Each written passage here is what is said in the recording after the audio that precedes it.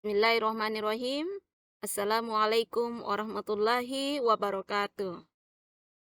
Puji syukur kita panjatkan kehadirat Allah Subhanahu wa Ta'ala, karena pada hari ini kita masih diberikan kesehatan dan kesempatan untuk melaksanakan proses perkuliahan online ini dengan baik, ya.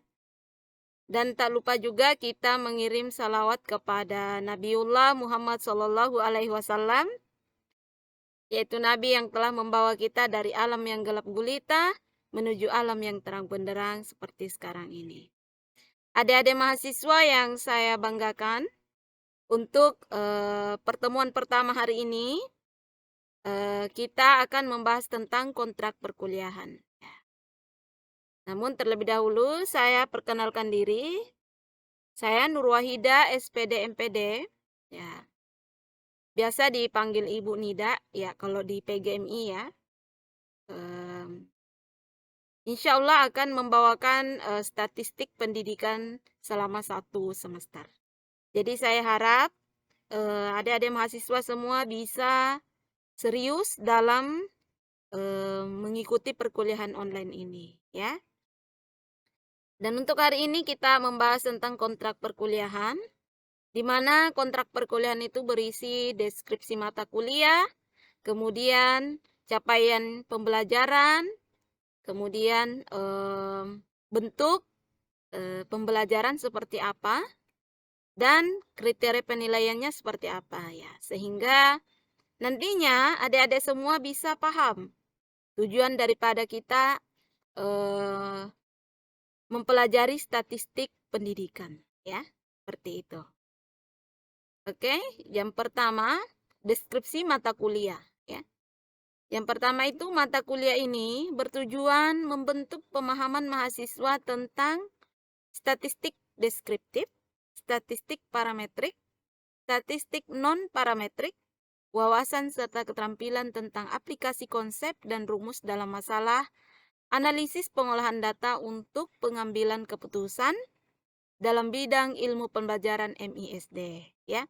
Nah, ini sangat berguna dalam melakukan penelitian, ya, apalagi adik semua sudah semester 5. Ya, jadi ini sangat penting dan sangat perlu untuk dipelajari dengan baik, dipahami, ya, untuk materi statistik pendidikan. Kemudian capaian pembelajaran. Nah, apa yang perlu dicapai dalam pembelajaran ini? Jadi yang pertama, mahasiswa mampu menjelaskan ruang lingkup statistik pendidikan secara dinamis dalam hal jenis data, penyajian data, dan distribusi data, ya. Kemudian yang kedua, mampu menjelaskan perbedaan statistik deskriptif dan inferensial. Ya, jadi mampu membedakan statistik deskriptif dan inferensial. Yang ketiga, mahasiswa mampu mengidentifikasi jenis data, ya. Yang keempat, mahasiswa mampu menganalisis distribusi frekuensi relatif dan kumulatif. Yang keempat, mahasiswa mampu menganalisis uji kelayakan instrumen validitas dan reliabilitas, ya. Seperti itu. Dan yang terakhir, mahasiswa mampu menganalisis uji persyaratan, ruang lingkup statistika, uji normalitas dan homogenitas, ya. Oke, dan mahasiswa mampu menganalisis uji hipotesis korelasi, ya. Itu yang perlu dicapai dalam pembelajaran ini. Kemudian bahan kajian, ruang lingkup statistik, kemudian konsep dan penggunaan statistik deskriptif dan inferensial, kemudian analisis frekuensi dan tendensi sentral, jenis data, uji kelayakan instrumen, uji persyaratan, ya, uji hipotesis korelasi, ya. Kemudian bentuk dari pembelajaran, ya, metode perkuliahan ini menggunakan metode ceramah, diskusi dan latihan tugas pada pokok bahasan atau subpokok bahasan tertentu. Kemudian untuk metode ceramah, mahasiswa akan diberikan video penjelasan materi melalui YouTube atau Google Meet, ya.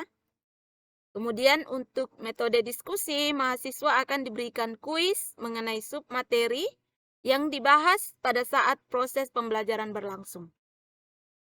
Kemudian, sedangkan untuk latihan tugas akan dilaksanakan secara individu untuk mencapai keberhasilan perkuliahan yang maksimal.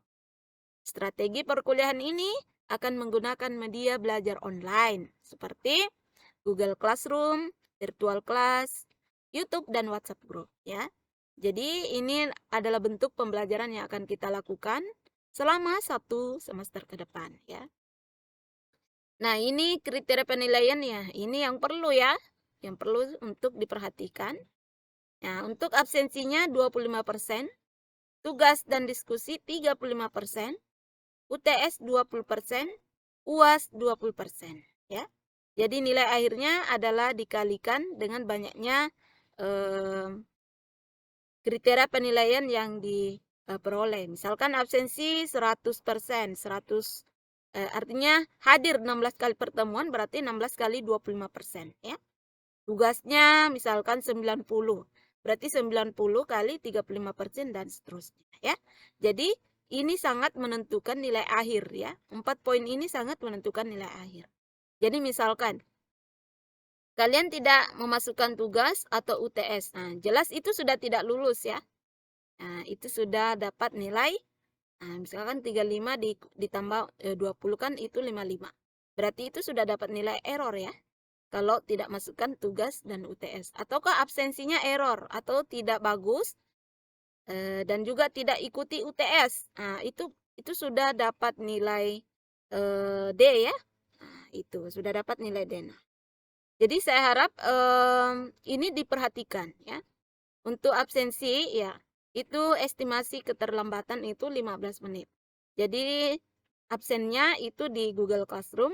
Di situ saya akan atur time-nya untuk keterlambatannya ya. Jika lewat dari 15 menit, maka di situ akan ada keterangan terlambat. Ya. Jadi saya harap diperhatikan dengan baik ya. Tugas dan diskusi ya, termasuk diskusi itu termasuk nilai keaktifan dalam proses pembelajaran berlangsung ya. Kemudian sumber belajar ya, sumber belajar itu boleh dari buku dan YouTube ya. Ini saya rekomendasikan untuk buku Sujana dan Sugiono ya. Oke, atau referensi buku yang berkaitan dengan statistik pendidikan ya.